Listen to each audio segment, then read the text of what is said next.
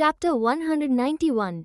Christie ने जबरदस्ती मुस्कुरा कर कहा, मुद्दा ये है, मैं सबसे पहले पूछना चाहती हूँ, तुम्हें कढ़ाई का हुनर कहाँ से आया? सनशाइन विलेज एक बहुत पिछड़ा इलाका था। जब क्रिस्टल प्राइमरी स्कूल में थी, स्कूल ने एक गतिविधि रखी थी। वे दूर नहीं जा सकते थे, तो उनकी वॉलंटियर एक्टिविटी के लिए टाउन के वृद्धाश्रम को चुना गया। क्रिस्टल को वहाँ एक बूढ़ी महिला मिली। वृद्धाश्रम की नर्स ने बताया कि वो बूढ़ी महिला, मोनिक, पहले मानसिक अस्पताल में थी। लेकिन मानसिक अस्पताल में मरीजों की संख्या बहुत ज़्यादा थी, तो मोनिक, जो बाकी से थोड़ी नॉर्मल थी और जिनका कोई रिश्तेदार नहीं था, उन्हें वहाँ से गांव भेज दिया गया। मोनिक का स्वभाव बहुत विचित्र था। वो किसी से बात नहीं करती थी, न ही मुस्कुराती थी, हर दिन अकेले सुई धागे से खेलती रहती थी। उसकी प्रतिक्रिया धीमी थी और वो कोई महीन काम नहीं कर सकती थी, मगर वो कड़ाई के प्रयास से कभी थकती नहीं थी। वॉलंटियरिंग के दिन कई बच्चों ने मोनिक को देखा, लेकिन सिर्फ क्रिस्टल ने उनकी सुई धागे वाली मदद की। इसके बाद क्रिस्टल जब भी मौका मिलता वृद्धाश्रम जाती। मोनिक उसे कड़ाई में राह दिखाती। क्रिस्टल ने इसे शौक की तरह सीखा, वही उसके लिए थोड़ा बहुत मनोरंजन था। कई बार जब मोनिक होश में होती, उसका चेहरा हमेशा बहुत उदास लगता। क्रिस्टल के जाने के एक दिन पहले वो आखिरी बार वृद्धाश्रम गई। उस समय मोनिक ने कहा, तुम मेरी आधिकारिक शिष्या नहीं हो, इसलिए शहर में जाकर किसी को मत बताना कि तुम मुझे जानती हो। समझी? क्रिस्टल भ्रमित थी, पर उसने मान लिया। I learned it from the women in the village। Crystal ने नज़र उठाकर क्रिस्टी को शांत भाव से देखा। मेरा कोई गुरु नहीं है। अलेटा ने तुरंत कहा, नामुमकिन, तुम झूठ बोल रही हो। बोल्टन क्लैन की कड़ाई तकनीक तो बहुत पहले विलुप्त हो गई है। तुम्हारे पास गुरु न हो, ये कैसे हो सकता है? एंटनी ने अलेटा को ठंडी निगाह दी। फ्रॉइड ने टेबल पर हाथ मारा और अलेटा से गुस्से में बोला, इतना जोर क्यों बोल रही हो? दिख नहीं रहा, तुमने मेरी बहन को डरा दिया है? अलेटा कांपती हुई बोली, मैं बस थोड़ी घबरा गई थी। फ्रॉइड बोला, अच्छे से बात करो। सवाल तुम पूछ रही हो, मेरी बहन ने तुम्हें कुछ नहीं किया। तमीज से बोल सकती हो? अलेटा डर गई। उसने घूंट निगलते हुए कहा, माफ़ी चाहती हूँ। क्रिस्टी ने अलेटा को नाराज आंखों से देखा, फिर क्रिस्टल से कहा, हालांकि वो विनम्र नहीं थी, पर यह बात तर्कसंगत है। मिस एवंस, ये कढ़ाई की तकनीक सीखना बड़ा कठिन है। आम आदमी नहीं सीख सकता। अगर कोई गुरु न सिखाए तो सीखना असंभव है। क्रिस्टी ने मुस्कुरा कर कहा, हम सब जिंदगी में कढ़ाई का हुनर लेकर चले हैं। तुम्हें मुझसे डरना नहीं चाहिए। मैं सिर्फ तुम्हारे गुरु का इतिहास जानना चाहती थी। अगर तुम नहीं बताना चाहती तो मैं और नहीं पूछूंगी। क्रिस्टल को अब सीधे ले जाना क्रिस्टी के लिए संभव नहीं था। अब उसे और तरीकों का सहारा लेना होगा। किसी को मारना सीधे सीधे भी संभव है, और घुमावदार तौर भी। क्रिस्टी ने बैग से एक बिजनेस कार्ड निकाला और कहा, मुझे लगता है तुम्हारे अंदर कढ़ाई का अच्छा टैलेंट है। मैं चाहती हूँ तुम मेरी स्टूडियो ज्वाइन करो। ये नंबर और पता है, क्या तुम तैयार हो? अलेटा हैरान थी। मिस एवंस, अब क्रिस्टी की स्टूडियो ज्वाइन करने के लिए बहुत लोग तैयार रहते, लेकिन क्रिस्टल को इतना आसान मौका कैसे मिला? चैप्टर 192। अलेटा को ज़्यादा हैरानी तब हुई जब क्रिस्टल ने खुशी से तुरंत नहीं माना। क्या उसे पता नहीं था कि यह एक अनमोल मौका था? अलेटा इतनी गुस्से में थी कि फुफड़ों में आग लग गई, क्योंकि उसने देखा कि क्रिस्टल कितनी शांत थी। पहले उसे क्रिस्टी की शिष्य बनने में बहुत मेहनत करनी पड़ी थी। क्रिस्टल ने इतनी आसानी से क्रिस्टी की स्टूडियो में जगह पा ली थी। ना सिर्फ वो कृतज्ञ नहीं थी, बल्कि घमंडी भी लग रही थी। मिस एवंस, क्रिस्टी ने क्रिस्टल की शांत प्रतिक्रिया पर हैरानी जताई और कहा, मिस एवंस, क्या तुम्हें कोई चिंता है? क्रिस्टल ने क्रिस्टी को कुछ देर तक देखा और कहा, मुझे कोई चिंता नहीं। बस स्कूल अगस्त के अंत में शुरू होगा, तब मैं बहुत व्यस्त रहूंगी। अगर मैं आपकी स्टूडियो ज्वाइन करती हूँ तो शायद संभाल नहीं पाऊंगी। कोई बात नहीं, क्रिस्टी ने कहा, ये तो बस लर्निंग एक्सचेंज है। मैं तुम्हें कोई बड़ी जिम्मेदारी नहीं दूंगी। ठीक है, क्रिस्टल मुस्कुराई। शुक्रिया, मास्टर बोल्टन। क्रिस्टी ने भी मुस्कुराते हुए कहा, तो तय रहा। क्रिस्टल ने बिजनेस कार्ड समेट लिया और सिर हिलाया। हाँ, क्रिस्टी इस तरह के निचले स्तर के लोगों वाले माहौल में, और खासकर उन पुरुषों के साथ जो आसान नहीं लगते, एक ही प्राइवेट रूम में ज़्यादा समय बिताना नहीं चाहती थी। वे ज़्यादातर गुंडे थे। वो उठी और शांत स्वर में कहा, मिस एवंस, मुझे कुछ और काम है, इसलिए अब मैं आपके साथ नहीं रहूंगी। कल मिलते हैं? हाँ, क्रिस्टल ने कहा, कल मिलेंगे। अरे, तुम चल रही हो? फ्रॉइड खड़ा हुआ। मास्टर बोल्टन, चलो एक साथ पीते हैं। क्रिस्टी ने घृणा से भौहें तानी। पिछले कुछ वर्षों से वो केवल प्रतिष्ठित लोगों से मिली थी। फ्रॉइड जैसे सड़क के गुंडे को देखना एक नज़र भी उसके लिए अपमानजनक था। उसने मुस्कुराते हुए मना कर दिया, नहीं धन्यवाद, मैं ड्राइव करके आई हूँ। फ्रॉइड अच्छा बनने की कोशिश कर रहा था। चूंकि क्रिस्टल क्रिस्टी की स्टूडियो जा रही थी, वो क्रिस्टी को टोस्ट देना चाहता था। जब उसने ये देखा कि दूसरी पार्टी इसकी कद्र नहीं कर रही, तब उसने अपनी भावनाओं को ज्यादा दिखाने में आलस किया। आखिर कई लोग उसी शराब के लिए लड़ रहे थे जो उसने डाली थी। क्रिस्टी और अलेटा फूड स्टॉल से बाहर निकली। अलेटा ने गहरी सांस ली और बोली, ये क्रिस्टल। उसके ये भाई कौन हैं? मुझे लगता है ये सड़क पर संरक्षण शुल्क वसूलने वाले गुंडे हैं। क्रिस्टी ने ताना मारा, लगता है तुम सही कह रही हो। अलेटा ने सिर हिलाया, हम इंसान हैं, पर फर्क बहुत बड़ा है। क्या तुमको वो बॉय डेट मिला याद है जो मैंने तुम्हें पिछली बार बताया था? लगता है वो हाल ही में छुट्टियों पर हैं। मेरी माँ हमारी मुलाकात अरेंज कर रही है। क्रिस्टी अचानक रुचि दिखाने लगी। आखिर उसने अलेटा को शिष्य बनाया था क्योंकि वो उसके असाधारण परिवार पृष्ठभूमि से प्रभावित हुई थी। यद्यपि यह बड़ा परिवार नहीं था, पर फैबी के प्रमुख परिवारों में गिना जाता था, जिससे कई सुविधाएं मिलती थीं। अलेटा की माँ एक प्रसिद्ध सोशल बटरफ्लाई थी। वो अपनी बेटी की शादी अमीर और ताकतवर परिवार में करना चाहती थी। हालांकि क्रिस्टी इसे तुच्छ मानती थी, लेकिन अलेटा को अच्छा पति मिलना उसके लिए अच्छा था। क्रिस्टी ने पूछा, तुमने कहा था वह डफी परिवार का यंग मास्टर है? हाँ, अलेटा उत्साहित होकर बोली, वो प्लेबॉय नहीं है। वो पहली मिलिट्री अकादमी में पढ़ता है और बहुत युवा है। वो उन अमीर दूसरे पीढ़ी और अफसरों से बेहतर हैं जो सिर्फ खेल जानते हैं। कई लोग यंग मैडम की पोजीशन पाने की लालसा रखते हैं। क्रिस्टी ने अलेटा का हाथ थपथपाया और कहा, तुम भी कम नहीं हो। जब तुम दोनों मिलो तो उसे अच्छा इम्प्रेशन दो। बड़े परिवारों के यंग मास्टर्स सड़क के गुंडों से अलग होते हैं। उन्हें अच्छी पढ़ाई लिखाई करने वाले पसंद आते हैं। चैप्टर 193। अलेटा ने कहा, चिंता मत करो मिस बोल्टन, मुझे पता है क्या करना है। क्रिस्टी कार में बैठ गई और पूछा, तुम दोनों की मुलाकात कब होगी? अलेटा बोली, मेरी माँ अभी इंतजाम कर रही है, सटीक समय पता नहीं। आपको नहीं पता, डफी फैमिली की मैडम बहुत ही ताकतवर महिला हैं। बहू चुनते समय उनका नजरिया बहुत सख्त है। क्रिस्टी ने मुस्कुरा कर कहा, वो कितनी भी सख्त हो, तुम्हारे बारे में कोई कमी नहीं ढूंढ पाएंगी। जब तुम डफी परिवार की यंग मैडम बनो, मैं जरूर तुम्हारी शादी में आऊंगी। अलेटा शर्मा गई, मिस बोल्टन, अभी कुछ तय नहीं है। भले ही उसने ऐसा कहा, वो अंदर से बहुत आत्मविश्वासी थी। आखिर मिलिट्री अकादमी के लड़के कम ही लड़कियों को देखते हैं, उनका ध्यान खींचना आसान होता है। उधर फूड स्टॉल में लोगों की मंडली जमकर पी रही थी। क्रिस्टल उनके बीच दुबकी हुई थी, अपने दूध का कप पकड़े छोटी सी दिख रही थी। फ्रॉइड का चेहरा शराब से लाल था। वो रोते हुए बोला, धत तेरी, ट्रेनिंग कैंप से निकला हूँ। मेरी माँ बार बार मुझे ब्लाइंड डेट पर भेजती है। इतना डर क्यों है कि मैं शादी नहीं कर सकता? मेसन ने उसकी पीठ थपथपाई। सोचो फ्रॉइड, तुम्हारी माँ को डर है तुम कहीं मर न जाओ, इसलिए चाहती है कि तुम्हारा बच्चा जल्दी हो। फ्रॉइड बोला, तुम अपना मुंह बंद ही रखो। कोई हंसते हुए बोला, मैं गवाही देता हूँ, कल रात मैं अपनी बहन के साथ डिनर पर गया था और फ्रॉइड के ब्लाइंड डेट सीन पर टकरा गया।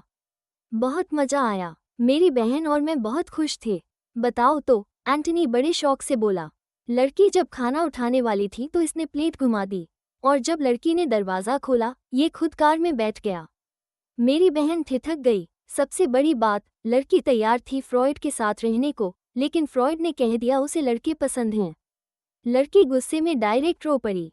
सब जोर जोर से हंस पड़े। फ्रॉइड को कोई तवज्जो नहीं दी। फ्रॉइड ने उदासी में शराब पी और बोला, तुम सब क्या जानते हो? लड़की के परिवार के 3 छोटे भाई उसे ताकतवर बहनोई दिलवाना चाहते हैं, और जो उसे पसंद है वो मैं नहीं। मेरा स्टेटस है।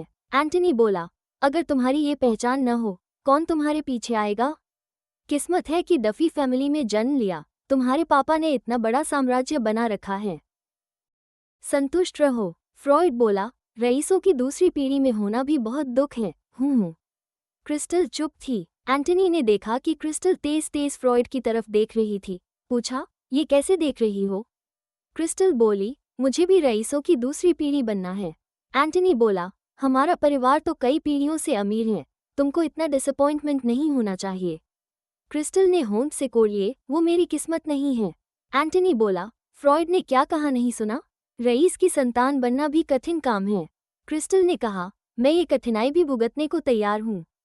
मुझे तो ये भी नसीब नहीं। एंटनी चुप हो गया। अरे, क्या कर रहे हो? मेसन ने एंटनी का हाथ हटाते हुए कहा, तुमने चेहरे को बहुत जोर से दबा दिया। मैं तो जोर लगा ही नहीं रहा, और बोले ही था कि क्रिस्टल के गालों पर उंगलियों के निशान देखे। उसने झेपते हुए कहा, अगली बार हल्के रहूंगा। क्रिस्टल ने गाल मलते हुए कहा, अगली बार नहीं होगी। एंटनी बोला, बड़ी बेदर्द लड़की हो, मुंह फेर रही हो। जब फोन पर मुझे बुलाया था तब ऐसा नहीं था। चैप्टर 194। क्रिस्टल ने कहा, क्या तुम्हें आज पता चला कि मेरे पास कोई ज़मीर नहीं है? वो पूरी तरह अपनी बात पर नाज कर रही थी। एंटनी ने आंखें सनकरी करके कहा, क्रिस्टल, मुझे लग रहा है कि तुम घमंडी हो गई हो। क्रिस्टल ने आंखें झपकाईं। सच में? एंटनी ने ध्यान से सोचकर महसूस किया कि यह सही है। जब क्रिस्टल पहली बार फैबी आई थी तब वो इतनी घमंडी नहीं थी, पर फौरन वो समझ नहीं पाया कि आखिर क्या बदल गया। इसी समय एंटनी का फोन बजा। उसने देखा कि डोरा का कॉल है। उसे अनजाने में थोड़ा अपराध बोध हुआ। वो उठकर किसी शांत जगह चला गया और फोन उठाया। हाय डोरा, क्या बात है? डोरा ने मुस्कुरा कर कहा, मैंने अभी मास्टर डफी का सोशल मीडिया पोस्ट देखा। क्या तुम बाहर किसी गेट टुगेदर में हो? फ्रॉइड का सोशल मीडिया पोस्ट? ये बेवकूफ़ हमेशा मुसीबत बुलाता है। एंटनी ने जल्दी पोस्ट देखा। फ्रॉइड ने तस्वीरें डाली थीं। हालांकि क्रिस्टल का चेहरा कोने में नहीं दिख रहा था, लेकिन सिस्टर शब्द वाले पोस्ट से कोई भी इरादतन व्यक्ति पहचान सकता था कि वो कौन है। हाँ, एंटनी ने कहा, अभी अभी मिलिट्री कैंप से लौटे हैं, सब मिलकर गेट टुगेदर किया।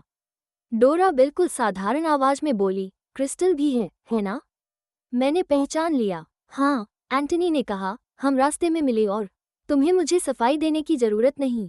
डोरा ने मुस्कुराकर कहा, आखिर खून का रिश्ता है, मैं जानती हूँ।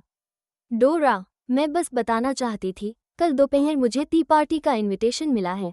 मैं क्रिस्टल को साथ ले जाना चाहती हूँ। क्या तुम उससे बोलोगे? वो इतने दिन से वापस आए हैं। उसने मेरे दोस्तों से मुलाकात नहीं की। उसे उनसे मिलना भी चाहिए, ताकि बाद में वो उनके संपर्क में रहे। एंटनी ने राहत की सांस ली। शायद डोरा नाराज नहीं थी, बल्कि क्रिस्टल की सोशल दुनिया की फिक्र कर रही थी। चिंता मत करो, एंटनी ने कहा, मैं सब संभाल लूंगा। कल वो जरूर आएगी। डोरा ने कहा, तो ठीक है, मैं तुम्हारा गेट टुगेदर नहीं डिस्टर्ब करूंगी। पर एंटनी, कम पीना, और क्रिस्टल को पीने मत देना। जानता हूँ, एंटनी ने जवाब दिया। डोरा ने फोन काटा और उसके चेहरे की मुस्कुराहट एकदम गायब हो गई। उसने फोन को जबरदस्ती पकड़ लिया। एंटनी के सारे दोस्त टैलेंटेड थे। फर्स्ट मिलिट्री एकेडमी के स्पेशल ट्रेनिंग वाले लड़कों का भविष्य असीमित था। डोरा ने कभी सोचा था कि एंथनी के जरिए उनसे दोस्ती करूं, लेकिन वे बहुत गर्वीले थे, उनसे दोस्ती करना आसान नहीं था। अगर मिल भी जाएं, तो बस पार्टी में थोड़ी बातचीत होती थी। पर क्रिस्टल, पहली ही बार मिलते हुए वो उनकी मंडली में शामिल हो गई। ये लोग सारे बड़े कनेक्शन थे। अगर क्रिस्टल ने सही रिश्ते बनाए तो फैबी में वो कुछ भी कर सकती थी। क्रिस्टल के पास इतनी आसानी से ये मौका कैसे था? डोरा के लिए ये सब सोचना बहुत मुश्किल था। ये सब एंटनी की वजह से है। वही क्रिस्टल का नेटवर्क बढ़ा रहा है, इसीलिए उसे साथ लाया। डोरा ने गुस्से में फोन जमीन पर दे मारा। जब हैरल्ड का अंतिम संस्कार हो जाएगा, वो क्रिस्टल को चैन से नहीं रहने देगी। चैप्टर 195। कल दोपहर तुम्हें और रोज को हाइती के लिए जाना है, एंटनी ने क्रिस्टल के पास बैठते हुए कहा। इसे आज तुम्हारी मदद का इनाम मान लो। क्रिस्टल ने गंभीरता से पूछा, तुम्हें पता है मददगार होना क्या होता है? मुझे नहीं पता, एंटनी ने कहा। मुझे तो बस लेन देन आता है। अगर तुम मेरी मदद नहीं करोगी तो मैं आगे तुम्हारा फ़ोन नहीं उठाऊंगा। क्रिस्टल बोली, ठीक है। फिर उसने कहा, तुम ऐसे क्यों एक्ट कर रहे हो जैसे कोई रंगे हाथ पकड़ा गया हो? मैं तुम्हारी बहन हूँ, कोई मिस्ट्रेस नहीं। एंटनी चुप रह गया। क्या बकवास करती हो? क्रिस्टल ने होंठ सिकोड़ लिए। तुम ऐसे दिखते हो जैसे कोई ठेठ मिडिल एज आदमी जिसे पत्नी पकड़ ले और वो मिस्ट्रेस से दूरी बनाने की जल्दी में है। एंटनी फिर चुप रह गया। मेरा सिर फोड़ना चाहूंगा, एंटनी बोला, ताकि देख सकूं अंदर क्या है। क्रिस्टल ने जल्दी सिर पकड़ा। मैंने तेरे लिए चेक कर लिया है, पूरा सिर अक्ल से भरा हुआ है। एंटनी को बोलने के लिए शब्द नहीं मिले। सारा ग्रुप बहुत पी चुका था। जब वे जा रहे थे, सबने क्रिस्टल का व्हाट्सएप मांगा और क्रिस्टल ने धुंधली हालत में सबको भाई बुलाया। आखिर एंटनी उसे वहां से ले गया। क्या भाई? क्या सच में तेरे भाई हैं? नाम से बुला। क्रिस्टल ने फोन दिखाया। मुझे उनके नाम नहीं पता। देखो उन्होंने क्या नाम लिखा है। एंटनी ने ध्यान से देखा, सबका नाम ब्रदर लिखा था। एंटनी का चेहरा और गहरा हो गया। ये सारे कमीने। उधर सड़क पर वे लोग क्रिस्टल को हिलाते हुए बोले, क्रिस्टल फिर मिलेंगे, चलो पार्क घुमाते हैं। क्रिस्टल ने बहुत शिष्टता से सिर हिलाया। एंटनी ने सबको गाड़ी में धकेला, चलो भागो यहाँ से। सब जाने के बाद एंटनी ने क्रिस्टल से पूछा, अब कहाँ जाओगी? क्रिस्टल ने हाथ हिलाया और एक मेबाक रोड पर रुकी। कोई है मुझे लेने। एंटनी ने देखा, लूक ड्राइवर सीट पर था। एंटनी ने मुंह बनाया, वो लेने आया, मैं नहीं। क्रिस्टल धीमे स्वर में बोली, अगर मैं तुम्हारे साथ जाऊं और बड़े भाई या पापा से टकरा गई तो क्या तुम मेरी जान बचा सकते हो? नहीं। एंटनी ने माथा दबाया। जाओ। ठीक है। क्रिस्टल ने अलविदा कहा और मेबाक में बैठ गई। गाड़ी में बैठी तो हैरल्ड भी था। काम खत्म हो गया? हैरल्ड ने हल्की आवाज में कहा, मैं उतना व्यस्त नहीं हूँ जितनी तुम हो। तुम अभी अभी ड्रिंक पार्टी से आए हो, तुम्हारा बिजनेस बहुत व्यस्त है। क्रिस्टल बोली, मैंने पी नहीं। हैरल्ड ने जवाब दिया, तुमसे जंगली लोगों की खुशबू आ रही है। क्रिस्टल ने कपड़े सूंघे, जंगली लोगों की नहीं, सिगरेट और शराब की गंध आई। उसने नाक सिकोड़ ली। वाकई थोड़ा बुरा है, वापस जाकर नहा लूंगी। हैरल्ड ने पूछा, उनके साथ क्यों थी?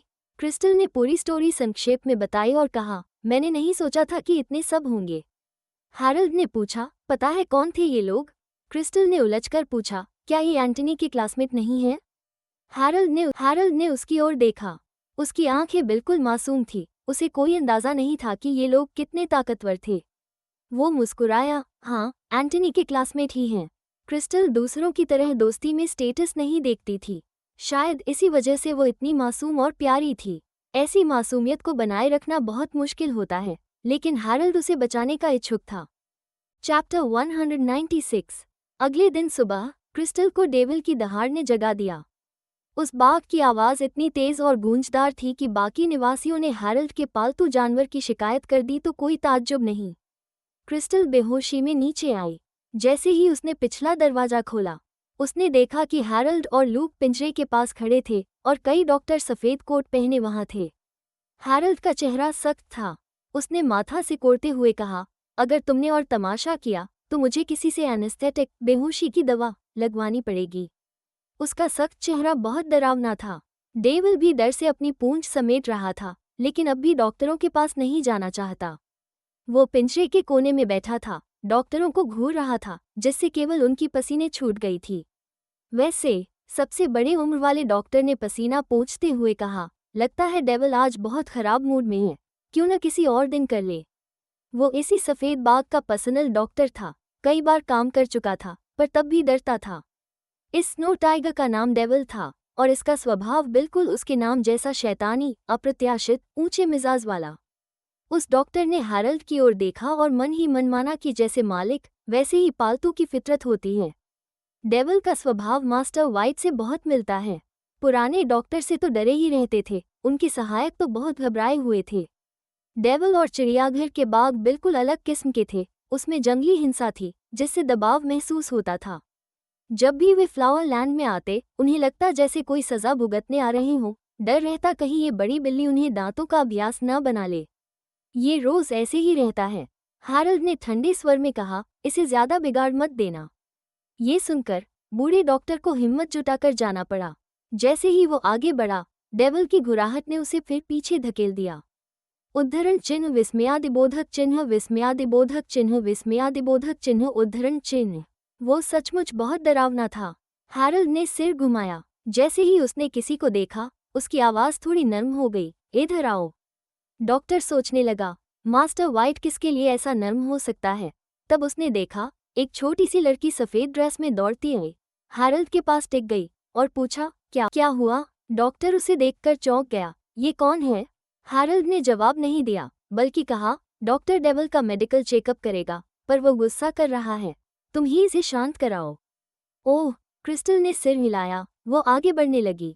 डॉक्टर ने जल्दी से कहा, रुको रुको, डेविल अभी बहुत मूडी है, अगर कोई अनजान सामने गया तो शायद। क्रिस्टल ने डेविल की रोएदार गर्दन को गले लगाया और डॉक्टर को उलझकर देखा। शायद क्या? डॉक्टर चुप हो गया। सहायक दंग रह गए। वो डेविल को गले लगा रही थी। ये बड़ी बिल्ली इतनी खराब थी कि सब डरते थे, यहाँ तक कि मास्टर वाइट की भी कभी कभी नहीं सुनता, लेकिन इस छोटी लड़की को आराम से गले लगाने दे रहा है। डॉक्टर ने चश्मा एडजस्ट किया और झिझकते हुए कहा, शायद इससे वो और आज्ञाकारी हो जाएगा। वैसे भी डेविल बिल्कुल शांत लग रहा था। क्रिस्टल ने डेविल का सिर सहलाते हुए गंभीरता से कहा, कोको, डॉक्टर तुम्हारे भले के लिए ये सब कर रहा है। तुम डॉक्टर के साथ ऐसा बुरा व्यवहार क्यों कर रहे हो? तुम्हारी कैट वर्चू खराब है। तुम्हें फिर से सीखना पड़ेगा, समझी? सब चुप रह गए। कोको डॉक्टर हैरल्ड की ओर थरथराते हुए देखता है। मास्टर वाइट, क्या आपने डेविल का नाम बदल दिया? चैप्टर 197। शायद। हैरल्ड ने आंखें सनकरी की। इसे ये नाम बहुत पसंद है। बूढ़ा डॉक्टर चुप रह गया। क्रिस्टल ने डेविल को डांटा। डेविल अभी भी दिखने में चिड़चिड़ा था, लेकिन किसी भी तरह की आक्रामकता नहीं दिखाई। डॉक्टर और उसके सहायक जल्दी से डेविल का चेकअप करने आगे आए। इसी दौरान क्रिस्टल को पता चला कि डेविल दरअसल यहाँ पला नहीं है, बल्कि पास के पहाड़ में हैरल्ड की देखरेख में रहता था। 1 महीना पहले कुछ शिकारी पहाड़ में एक सफ़ेद बाघ देखकर उसे पकड़ना चाहते थे। डेविल बुरी तरह घायल हो गया था। अगर जंगली में छोड़ देते तो उसकी हालत और ख़राब हो जाती। इसलिए हैरल्ड ने उसे फ्लावरलैंड में शिफ्ट किया। डॉक्टर ने जांच कर कहा, घाव लगभग भर चुका है, अब इसे फिर से जंगल में छोड़ा जा सकता है। उसने जल्दी जल्दी माथे से पसीना पोंछा और डेविल से दूर हट गया। आखिर कौन जाने कब उसकी मिजाज बदल जाए और किसी को मज़े में खा जाए। क्रिस्टल ने डेविल के घने बाल हटाए और जैसा उम्मीद थी, एक मांसल रंग का गहरा निशान दिखा। वो बहुत भयानक था। क्रिस्टल को देखकर भी दुख हुआ। डेविल ने जीभ निकालकर क्रिस्टल को चाटा। क्रिस्टल की त्वचा कोमल थी, लेकिन डेविल की जीभ बहुत खुरदुरी थी। हल्का भी चाटने पर क्रिस्टल का हाथ लाल हो गया। हैरल्ड ने हाथ पकड़कर उसे उठाया। बस बहलाओ, ज्यादा मत बिगाड़ो। डेविल ने तुरंत हल्की आवाज में गुर्राया। हैरल्ड ने तिरस्कार से कहा, क्या हुआ, मुझसे लड़ोगे? डेविल धीरे धीरे लेट गया। हैरल्ड ने घड़ी देखी। आधा घंटा बर्बाद कर दिया। अगली बार ये नहीं चलेगा। इतना कहकर वो क्रिस्टल के साथ निकल पड़ा। क्रिस्टल ने घूमकर हाथ हिलाया। कोको, मुझे काम पर जाना है, शाम को मिलूंगी। डेविल पिंजरे में लेटा रहा। उसकी नज़रों में तीखा गुस्सा था। दाना ने डॉक्टर को विदा किया। क्रिस्टल नाश्ते के लिए चली गई। हैरल्ड ने क्रिस्टी का दिया विजिटिंग कार्ड देखा और बोला, रास्ते में छोड़ दूंगा। अगर क्रिस्टल को फेबी का रास्ता थोड़ा भी पता होता तो वो समझ जाती कि हैरल्ड को उसे पहुंचाने के लिए डे टूर करना पड़ेगा। क्रिस्टल ने सिर हिलाया। ठीक है। क्रिस्टी ने इन सालों में बहुत नाम और सफलताएं हासिल की थी। हालांकि उसकी स्टूडियो फेबी के सेंटर में वाइट ग्रुप जैसी नहीं थी, लेकिन जगह बुरी भी नहीं थी। फेबी की बहुत सी अमीर महिलाएं क्रिस्टी से कढ़ाई करवाने आती थीं, इसलिए यहाँ आने जाने वाले या तो रईस होते या उच्च वर्ग के। रिसेप्शन पर क्रिस्टल को फैल हेयर स्टाइल के साथ देख रिसेप्शनिस्ट ने आंखें घुमाई। तुम यहाँ फ्लायर बांटने आई हो? क्रिस्टल उलझ गई। रिसेप्शनिस्ट बोली, नहीं पता, यहाँ फ्लायर बांटने वालों का आना मना है। जल्दी बाहर निकलो। क्रिस्टल बोली, मैं यहाँ काम करने आई हूँ। रिसेप्शनिस्ट ने उसे सिर से पैर तक देखा। वो सी कंपनी के नए कपड़े पहने थी जिनकी कीमत 5 अंकों में थी, पर कोई गहना नहीं पहना था और कैनवास बैग पकड़ा था।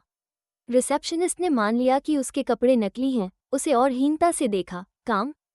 क्या तुम सफाईकर्मी हो? क्रिस्टल निशब्द रह गई। वो उलझ गई थी। न तो वो फ्लायर बांटने वाली दिख रही थी, न क्लीनर। उसने बैग से क्रिस्टी का कार्ड निकालकर दिखाया। मास्टर बोल्टन ने मुझे स्टूडियो बुलाया है, कढ़ाई के अनुभव साझा करने।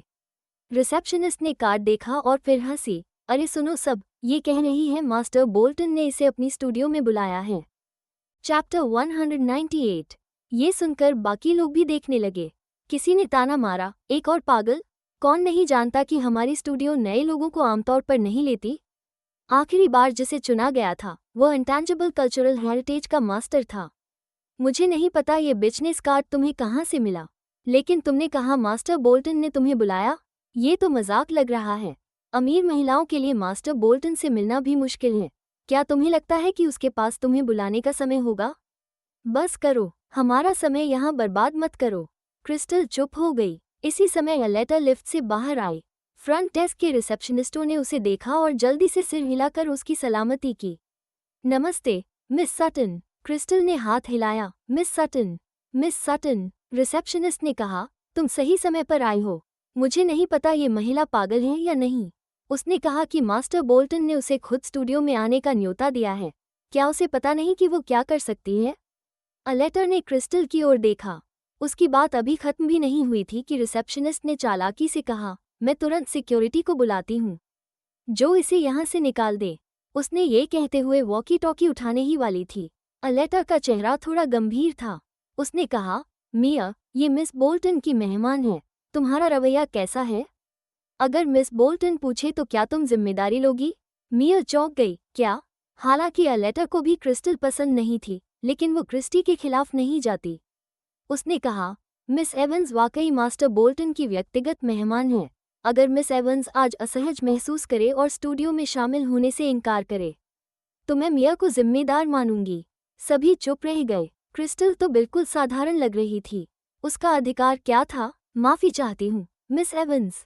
अलेटा मुस्कुराई और बोली, मिया अपने दिमाग से काम कर रही है। क्यों न मैं उसे तुम्हें माफी मांगने को कहूँ? क्रिस्टल ने कहा, ठीक है। अलेटा ठिठक गई। अलेटा विनम्र बनने की कोशिश कर रही थी। आम आदमी तो इसे छोड़ देता, लेकिन क्रिस्टल इतनी संकीर्ण क्यों थी? मिया, अलेटर ने अपना गुस्सा दबाते हुए कहा, जल्दी मिस एवंस से माफी मांगो। चैप्टर 199। अलेटर हक्का बक्का रह गई। क्या? एवंस परिवार की 5वीं युवा महिला? वो हमेशा अपने पारिवारिक इतिहास पर गर्व करती थी, लेकिन वह भी जानती थी कि सटन परिवार फैबी में कुछ भी नहीं था, जहां कई कुलीन परिवार थे। व्हाइट परिवार, एवंस परिवार और कून्स परिवार जैसे परिवार ही असली दिग्गज थे। क्या क्रिस्टल वाकई एवंस परिवार की 5वीं युवा महिला थी? अलेटर की मां अच्छी जानकारी रखती थी, इसलिए अलेटर को बहुत सारी गपशपें पता थीं। वो जानती थी कि क्रिस्टल, जो 5वीं युवा महिला है, उसे खास फेवर नहीं मिला, नहीं तो वो किसी मृत व्यक्ति से शादी नहीं करती। लेकिन चाहे क्रिस्टल को फेवर मिला हो या नहीं, ये पहचान उसे पर्याप्त सुरक्षा प्रदान करती थी। बिल्कुल सही, क्रिस्टी ने कहा, मैंने कल एवा से बात करते हुए जाना। मिस एवंस वाकई में बहुत विनम्र हैं। जिस एवा की बात वो कर रही थी वो लैरी की दादी थी। बिल्कुल। अलेटा का चेहरा थोड़ा खिन्न था। वो अक्सर अपने आसपास के लोगों पर अपनी श्रेष्ठता दिखाती थी। क्रिस्टल की पहचान ने उसे तत्काल पीछे छोड़ दिया, जिससे वो बहुत असहज महसूस कर रही थी। लेकिन उसने मुश्किल से मुस्कुराते हुए कहा, मिस एवंस बहुत विनम्र हैं। मियर ने अभी अभी मिस एवंस को ऊपर आने से रोका। क्या ऐसा हो सकता है? क्रिस्टी ने भौहें तानी और कहा, तुम बाद में उसकी हिदायत कर दो। हाँ, मिस बोल्टन। क्रिस्टी ने क्रिस्टल की ओर रुख किया और नर्म आवाज में कहा, हाल ही में मुझे एक महिला से एक ऑर्डर मिला है। उसका बेटा आधे महीने में शादी कर रहा है, तो उसने खासतौर पर मुझे एक चेउंगसम बनाने के लिए हायर किया है। संयोग से एक अन्य महिला भी एक महत्वपूर्ण कार्यक्रम में शामिल होगी और उसने भी एक चेउंगसम ऑर्डर किया है। मैं वास्तव में व्यस्त हूँ, इसलिए मैं यह ऑर्डर तुम्हें देना चाहती हूँ। तुम क्या सोचती हो? क्रिस्टल ने कहा, मैं कढ़ाई में अच्छी नहीं हूँ, इसलिए हो सकता है मैं ओट कचुआ न बना पाऊँ। कोई बात नहीं। क्रिस्टी बहुत नर्म थी। तुम्हारी कढ़ाई की कला अलेटा से कहीं अधिक गहरी है। तुम्हें बस कढ़ाई करनी है। कपड़ों को बनाने के लिए यहाँ बहुत से प्रोफेशनल हैं। तुम उनमें से किसी को अपने सहायक के रूप में चुन सकती हो। क्रिस्टी की बात सुनकर अलेटा की आंखों में एक काला बादल छा गया। हालांकि उसे पता था कि क्रिस्टी की बात सच है, अलेटा को फिर भी बहुत बुरा लग रहा था।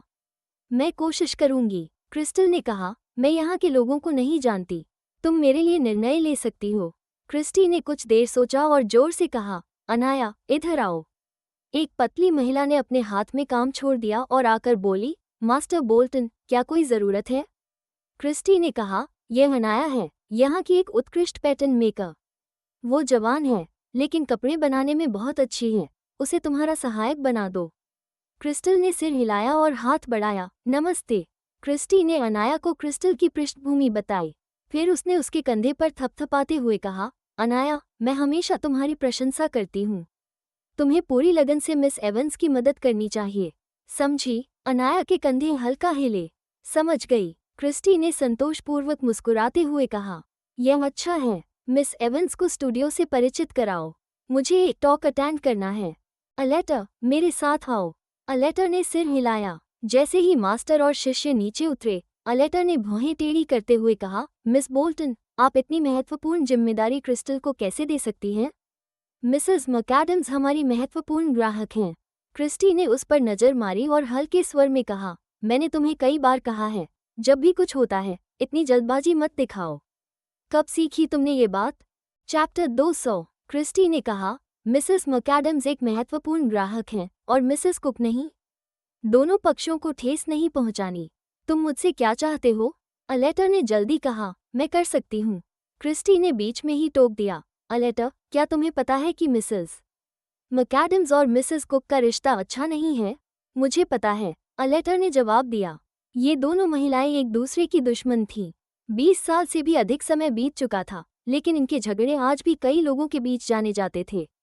कहते हैं कि उस समय मिसेस मैकएडम्स और मिस्टर कुक सगाईशुदा थे। अंत में मिस्टर कुक ने पहली नज़र में मिसेस कुक से प्यार कर लिया और उससे शादी करने पर अडिग रहे। इस वजह से मिसेस मैकएडम्स मजाक का पात्र बनी। इन दोनों महिलाओं में नफरत इसी समय से शुरू हुई। भले ही मिसेस कुक के बेटे की शादी हो रही हो, दोनों अब भी एक दूसरे से प्रतिस्पर्धा करती हैं और झुकने को तैयार नहीं हैं। क्रिस्टी की आंखों में शरारत भरी योजना थी।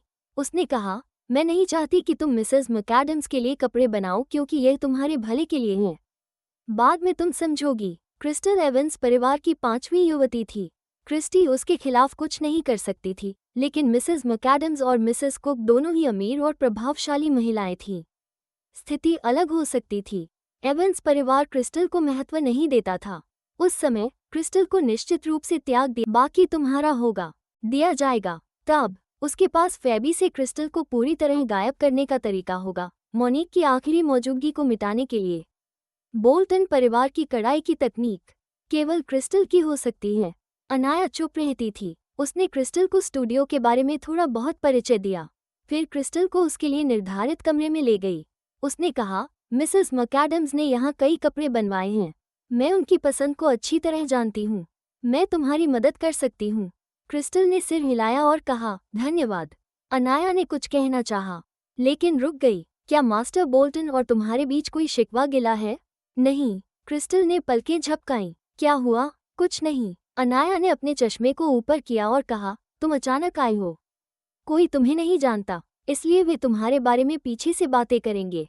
चिंता मत करो। स्टूडियो के अन्य लोगों को जब क्रिस्टल देखते हुए तो क्रिस्टल ने सिर हिलाया और कहा, ठीक है। अनाया ने कहा, मिसेस मैकएडम्स की पसंद और ज़रूरतों का पता लगाओ। मैं बाद में तुम्हें जानकारी दूंगी। क्रिस्टल कमरे में अकेली थी।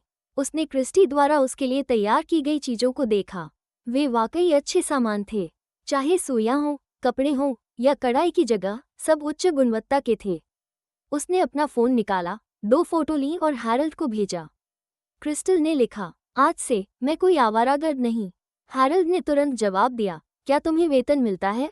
क्रिस्टल ने लिखा, गलती मेरी, मैं भूल गई पूछना कि मुझे वेतन मिलेगा भी या नहीं। हैरल्ड चुप रह गया। उसने जवाब दिया, अगर कोई तुम्हें बेचता है तो तुम पैसे गिनने में मदद नहीं करोगी। क्रिस्टल ने लिखा, बिल्कुल, मैं बहुत चालाक हूँ। हैरल्ड ने जवाब दिया, क्योंकि तुम्हें पैसे की परवाह नहीं। तुमने कभी पैसे छुए नहीं और ना ही उनकी चिंता की। क्रिस्टल ने लिखा, उफ, अब मुझसे डांट मत दो, मैं उससे पैसे मांगूंगी। क्रिस्टल ने एक रोती हुई इमोजी भेजी और ठीक उसी समय अनाया अंदर आई। क्रिस्टल ने अनाया को देखा और कहा, अगर मैं ये ऑर्डर पूरा कर लूँ तो मुझे भुगतान मिलेगा। अनाया पता नहीं हंसे या रोए। बिल्कुल, ये ऑर्डर तुमने पूरा किया है। स्टूडियो मिसेस मैकएडम्स से मिले पैसे का एक हिस्सा लेगा, बाकी तुम्हारा होगा। आगे की स्टोरी जानने के लिए वीडियो को लाइक करें, चैनल को सब्सक्राइब करें। मिलते हैं नए एपिसोड पे, तब तक के लिए बाय बाय।